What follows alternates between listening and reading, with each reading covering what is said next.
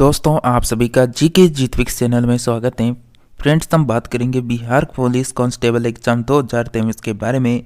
दोस्तों, जैसा कि आप सभी को पता है, लगभग आपका एग्जाम दिसंबर में होने वाला है, तो बहुत कम समय हमारे पास बचा हुआ है। जैसा कि हम आपको लगातार पिछले 2 से 3 महीने से लगातार सामान्य ज्ञान और विज्ञान की क्लासें आपको दे रहे हैं। तो हमारा जो प्रैक्टिस सेट चल रहा है वो आज 142 नंबर का होने वाला है। तो आप इस क्लास को एंड तक अटेंड करें। तो चलिए हम बिना किसी देरी के आगे बढ़ते हैं। उससे पहले फ्रेंड्स, आप सभी को बता दें, अगर आप किसी भी कंपटीशन एग्ज़ाम की तैयारी करें, यानी चाहे आप बिहार दरोगा की तैयारी कर रहे हो या फिर बिहार एसएससी की तैयारी कर रहे हो, उन सभी के लिए जीके जीएस और करंट अफेयर्स की क्लासें अगर कंटिन्यू रखना चाहते हैं तो चैनल को सब्सक्राइब कर लें। इसके साथ ही घंटी का जो बटन दिख रहा है इसके पास में, उसको ऑल में जल्दी से क्लिक कर लें, ताकि जब भी हमारी न्यू क्लासें हैं तो उसकी नोटिफिकेशन आप सभी को लगातार मिलती रहे। साथ ही इसके साथ आप पीडीएफ चाहिए तो टेलीग्राम का लिंक है इसी वीडियो के डिस्क्रिप्शन में, उसको जाकर ज्वाइन करें। तो चलिए, आप सभी का फर्स्ट पर्सन आपके सामने है। फर्स्ट पर्सन है, कोशिका के 4 अवयवों में उस कोशिका को पहचानिए जो पौधे की कोशिकाओं में पाया जाता है किंतु जानवर की कोशिकाओं में नहीं।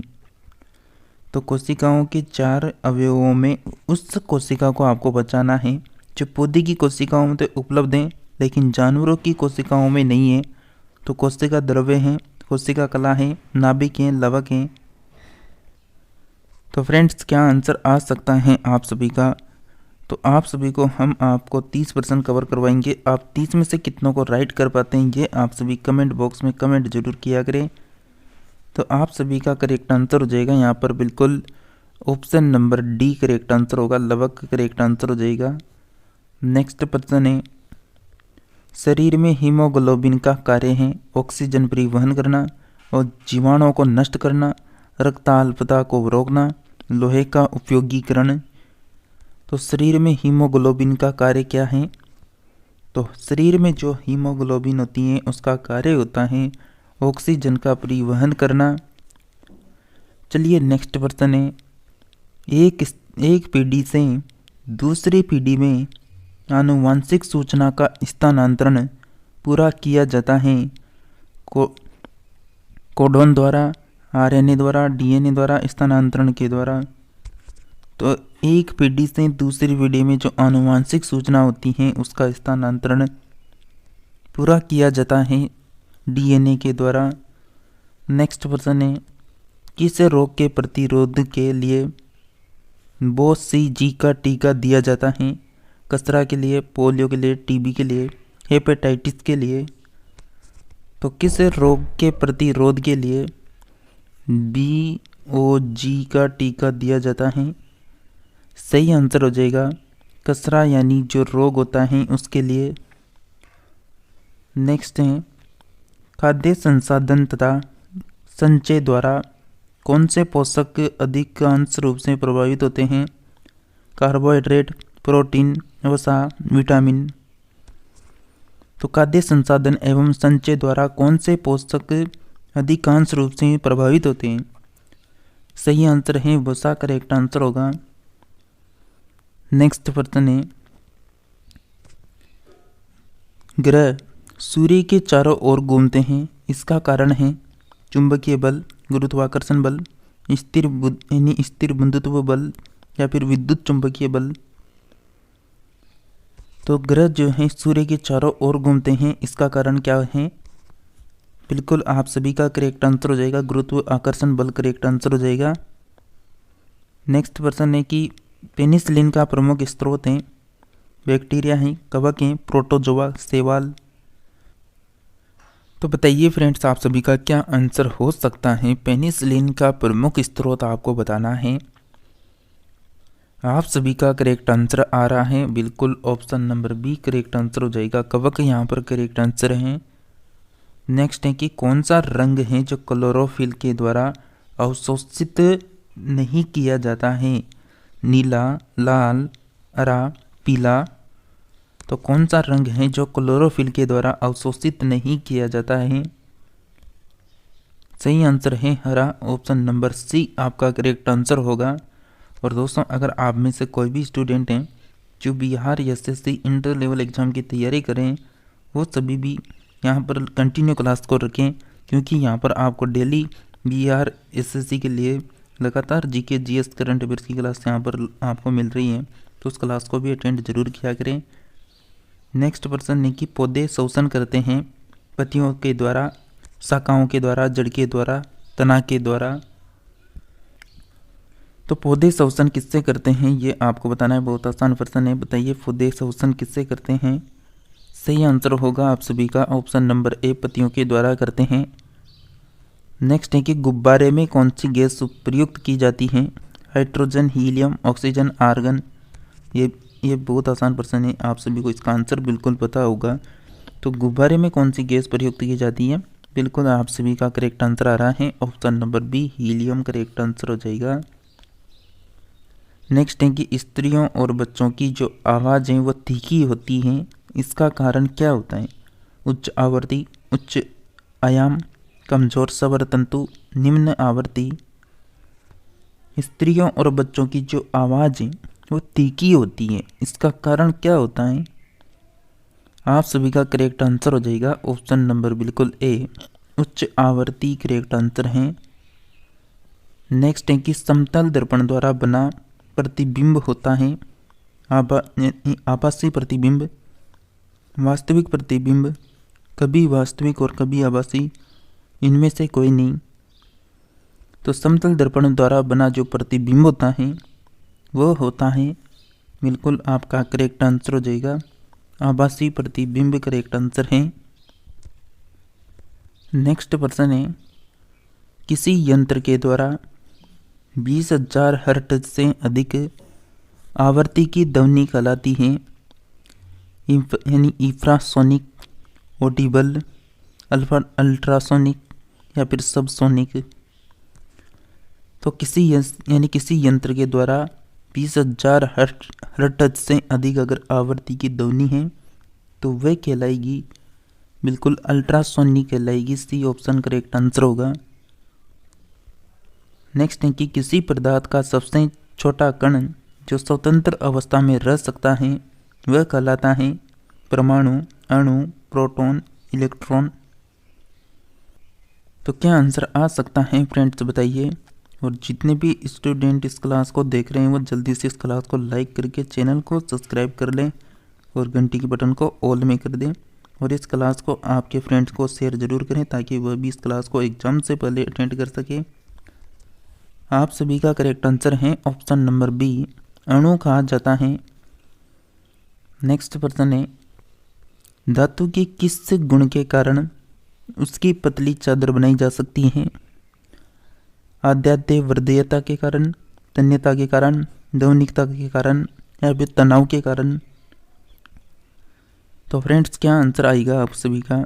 धातु के किस गुण के कारण उसकी पतली चादर बनाई जा सकती है, करेक्ट आंसर होगा ऑप्शन नंबर ए, यानी आद्याद्य वर्धीयता के कारण।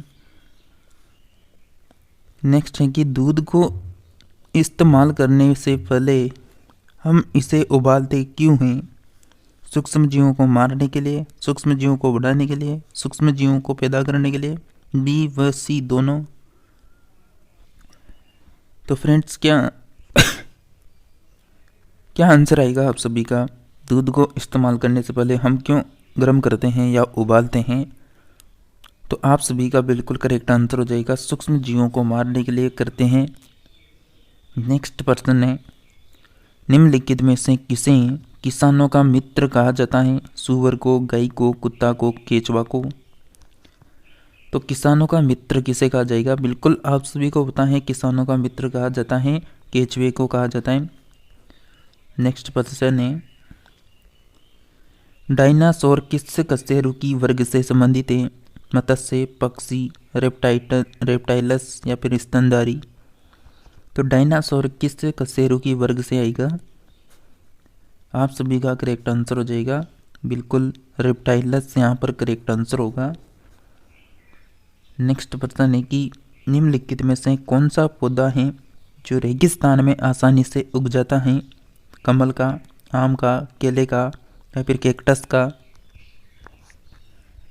तो कौन सा पौधा होने वाला है जो रेगिस्तान में आसानी से उग जाता है?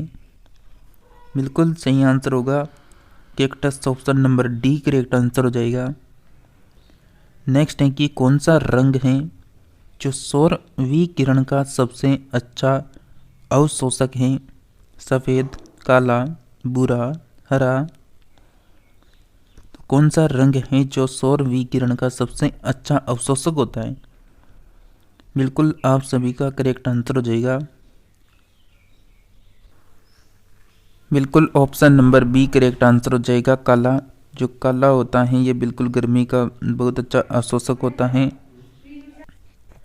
नेक्स्ट प्रश्न है फ्रेंड्स आप सभी के लिए कि अम्लीय जो विलयन है उसका पीएच मान होता है 7 से कम, 7 से अधिक, 7 के बराबर या फिर 10 से अधिक होता है। तो अम्लीय जो विलयन है उसका पीएच मान आपको बताना है, क्या हो सकता है? देखिए फ्रेंड्स आप सभी का करेक्ट आंसर हो जाएगा यहाँ पर ऑप्शन नंबर बिल्कुल ए, 7 से कम करेक्ट आंसर होगा। नेक्स्ट बात करें कि सौर सेल परिवर्तित करती है प्रकाश ऊर्जा को यांत्रिक ऊर्जा में, प्रकाश ऊर्जा को रासायनिक ऊर्जा में, प्रकाश ऊर्जा को उष्ण ऊर्जा में, प्रकाश ऊर्जा को विद्युत ऊर्जा में। तो जो सौर सेल है वो परिवर्तित करती है, किसको करेगी? करेक्ट आंसर हो जाएगा आप सभी का ऑप्शन नंबर डी, प्रकाश ऊर्जा को विद्युत ऊर्जा में परिवर्तित करती है। नेक्स्ट प्रश्न है, यदि किसी तत्व का जो भार संख्या है, मास नंबर है, वो 18 है, यदि इसमें इलेक्ट्रॉन मतलब इसमें 7 इलेक्ट्रॉन हो, 7 इलेक्ट्रॉन उपलब्ध हो, तो प्रोटॉन और न्यूट्रॉन की संख्या क्या होगी? यानी किसी तत्व की अगर भार संख्या 18 है और इसमें जो इलेक्ट्रॉन है वो 7 हो, तो प्रोटॉन न्यूट्रॉन की संख्या आपको देखनी है। 7 प्रोटॉन 7 न्यूट्रॉन होंगे, 7 प्रोटॉन 7 न्यूट्रॉन होंगे, 14 न्यूट्रॉन होंगे, या फिर 7 प्रोटॉन और 11 न्यूट्रॉन, 7 प्रोटॉन 18 न्यूट्रॉन। इस प्रश्न का करेक्ट आंसर आएगा बिल्कुल आप सभी का सी ऑप्शन करेक्ट आंसर है, 7 प्रोटॉन और 11 न्यूट्रॉन करेक्ट आंसर होगा। नेक्स्ट है कि पौधे के अंकुरा यानी पौधे के अंकुरा में पहले कौन सा भाग निकलता है? यानी पौधे के अंकुर भाग में पहले कौन सा भाग निकलता है? यानी तना है, मूलांकुर है, प्रांकुर है, इनमें से कोई नहीं। करेक्ट आंसर हो जाएगा आप सभी का मूलांकुर करेक्ट आंसर होगा, बी ऑप्शन। नेक्स्ट है कि काला छिद्र ब्लैक होल सिकुड़ने से बनता है, भारी कणों के, न्यूट्रॉन यानी भारी न्यूट्रॉन तारों के, भारी चलती वस्तुओं के, इनमें से कोई नहीं। तो काला छिद्र सिकुड़ने से बनता है, किसके सिकुड़ने से काला छिद्र बनता है? सही आंसर हो जाएगा भारी न्यूट्रॉन तारों के सिकुड़ने से बनता है काला छिद्र। नेक्स्ट प्रश्न है, हर घर